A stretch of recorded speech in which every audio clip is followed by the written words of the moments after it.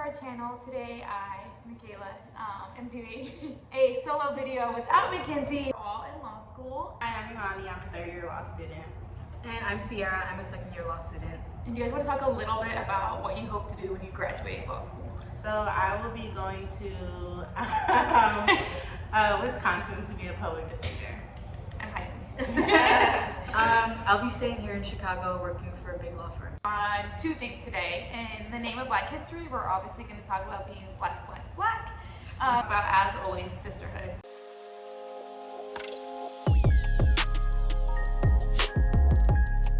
So I have a couple of questions. Absolutely not. I thought it was actually way easier than I anticipated, and that's just because in my law school, most of the Black students are women, and my class just happened to have the largest amount of Black students yet. Because of that, we just really stuck together, so I have a very, very close friend group. What about you? Yeah, I had a similar experience. It was a lot easier for me to find my girl tribe in law school than it was in undergrad. So like Imani mentioned, there's not that many of us, and I like that from the beginning, all of the Black students kind of gravitated towards each other, which made it easier to form connections. It's also helpful that when you're first year, your schedule is all at the same time, so whenever we would get out of class, we would just find each other so much time together that over time, like the bonds of friendship and sisterhood just grew. That's so interesting because I actually found it harder. I think maybe it was the idea that like there were so few Black people, and it's made it harder, I think, to like actually build authentic friendships that would like persist outside of law school. Yes, yes. Meaning to have like white friends? Yeah. Oh yeah. Yeah, I do. I actually have really good white friends, which I have to think about. Like now thinking about how I'm moving to an all-white state for the most part. If you don't know, Wisconsin is 7% Black. Same. So it's definitely easy to stay within like the Black student bubble. Like it's so easy, it's so comfortable. But I think since when you start as a 1L, you're put into sections, and you take all of your classes with that section. And inevitably, since there aren't that many Black students, there's only 2, 3, maybe 4 tops Black people in a section. So I kind of was forced to, or not forced, but there's an incentive to not only make friends with the Black students, because there's not that many of us, and I think that the friends that I made that were not Black in my section, my first year, I've stayed friends with them since then, and they've been very invaluable support system since I've been in law school. Yeah, also different for me. Maybe it goes back to like just who you come in with, because all of my friends, people I would consider friends in law school, are Black, which is great. Which actually, there's nothing wrong with that until you enter the profession. So, like an unhealthy pressure.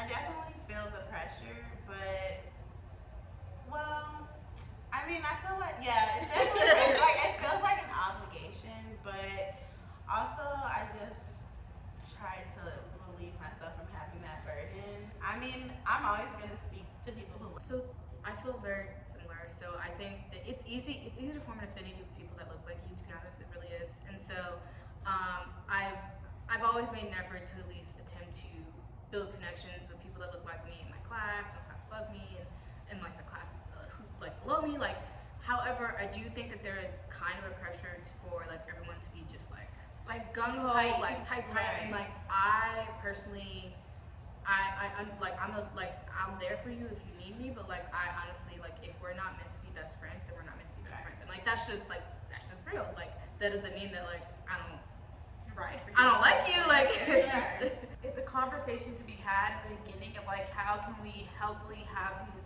respect for boundaries, right? And the weird assumption that everyone who's Black is always just gonna be tight and want to do everything together. No, like I'm here for you even if we're not like tight, right? Like I'm gonna be here for you because we're on like a fundamental level. Like I can understand things that your counterparts probably can't understand.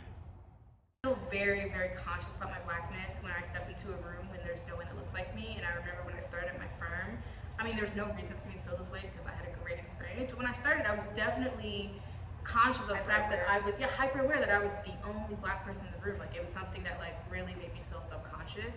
I also think that in terms of like org work, if you're involved in law school, the burden falls disproportionately onto black people. Like, well, damn. Because the intersectional piece is just it's missing. It's like yes, I understand women have issues, women of all races.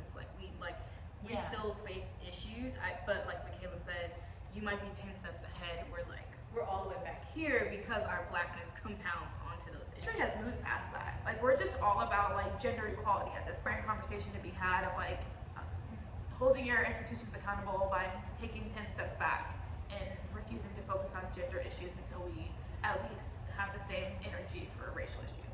I feel like I knew what it was to be like a black woman, but like it's a different type of feeling now when you have like that type of understanding of how the law just marginalizes us and continues to do that. I'm so proud to be a black woman, but like it just means so much more to me. Consciousness around being the only black person in the room, I had to face a lot of that in law school. I think another layer that adds to it too is like not only is like the oppressive nature just in the air by like the lack of representation, but also just overt and implicit biases. It's also in the books that you're reading. So there's some days like I'm already freaking tired, and then you go home and you like open your casebook and it's like Dred Scott. Right. And like so like there's just so many layers. And I remember in common law, especially because that's when you read a lot of those cases. Like I remember reading the Loving v. Virginia case and being just like absolutely appalled that there was a point in time when powerful men really thought this way about black people, and just not be able to kind of like fully express that in the classroom because I'm one of 2 black women in the room, and just like feeling the heaviness like just sitting on me and not knowing like what to do. The idea that like professors are lacking in training, right? Have how to like deal with these conversations. They know that they have black and other brown people in their classrooms, and like a lot of them don't even say anything. I think their method for the majority of them is to treat it as like any other case. It's just the law. It doesn't need to be emotional, but like clearly it is. Some people can't even say the word black. Like I remember, you know, for every race. I'm like, dog, Name it. Name her. Name the race. Meeting, and this woman would not say the word race, and it's a social justice program. How are you the director of a social justice program and you can't say race? Like that's probably here.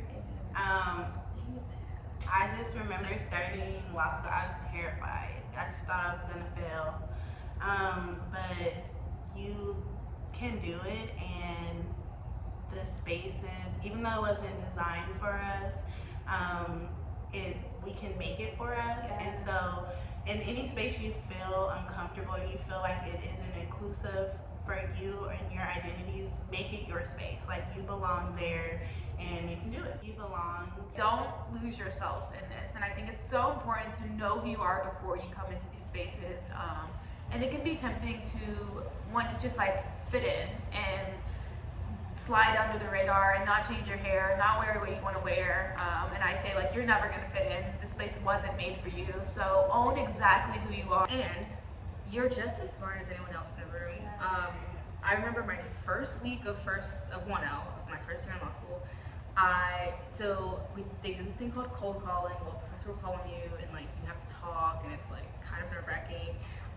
But then in your first year, you often have a lot of posturing. You have a lot of people, usually white men, like raising their hand and like trying to interject like some like super smart thing that they thought of to like impress the professor. And so there's a lot of that happened in the first week, and I was like, oh my gosh, will I ever have like, I'm not as smart as people, like I'm never gonna have anything as productive to say as these people, like on and on, just doubting myself. I rose my hand to say something in class, and like my professor was like, yeah, like really feeling what I had to say. And I remember one of my peers, a white woman who I'm still really good friends with today, like pulled me to the side afterwards and was like, thank you so much for speaking up. We've heard enough of the white men in this class, and I'm so glad they're hearing from other people and other perspectives. And I was like, damn, like that is the type of sisterhood I need. That's the type of encouragement I need, and that's the type, like that was a reminder to myself that Sierra, you are just as smart as anyone else in the room, and what you have to say is just as valid. Ooh, child, pray for me. Like all the prayers. I need it all. Definitely just check in. And like we're still people and we still have lives outside of law school. So like it's okay to ask me like, oh, what have you been doing on the weekends? Or like, Have you made friends? right? You can check on me as just like a person, as your family member. Don't forget about us just because we can isolate ourselves because also can be very isolating. So don't think you're doing me any favors by saying, I know you're so busy, so I haven't checked in on you, because it just adds to the isolating feeling. Ask us to go for drinks or like ask us to grab dinner or lunch someday just because you're assuming we're super busy. We are super busy, but we need an escape. And also, I think that so I did in my first semester, first year, which is arguably one of the hardest semesters of law school. I like neglected all of my pre-law school friends, and like I made an effort in the second semester to do a better job. But I think that I would hope that like my friends and families would not infer any ill intent from that, and I would say like, please end the game and like none of that. Like because you haven't heard from us in a while, that doesn't mean that we don't love you anymore. No, I might even need you to check in on us. Yeah. Right. Don't ignore the race issue. Amen, dog. Period. That's it. I would say create a space where Black women or students of color generally can project their voice, but also like don't put the burden on the Black student. There's so few of us, and it's just so irritating to sit there and like, if I don't bring it up, like no one's gonna bring it up. Right. Or no one's gonna do the educating. It's not my job to do the educational work. It's your job. So To do it. I've had like professors like stare at me waiting for me. And I'm like, all right, sis, I got you. Like, sheesh. And then also like if you do make me do the educating, have a response. Because this Right. idea that you finally like educate the entire class and you're not getting paid to do, and then they're like, Nice. we understand. I guess that kind of outside of the classroom, but related to professors, is give us a space to like share our lived experiences. So much of being a professor is being a good mentor too, especially in law school when you need recommendations for just about everything. If you want to be a good mentor and a good ally, make me feel comfortable to come speak to you. your Black peers or non-white peers, and remember, and like just be conscious of the burden that they have to support people of color, That's and so real. try to take on some of that and try to take that off of their shoulders, because if there's one Black faculty like on the faculty, then that's the person that the Black students are going to come to, that they're going to feel comfortable coming to. And similar to what Michaela said, it's hard to connect to people that don't look like you, right? And like when you're sitting in office hours and there's someone who has a shared experience with the professor and it's like chatting it up and like making all these connections, it's intimidating. That's so annoying. It really is. I feel like our mere presence in law school is doing so much for the community.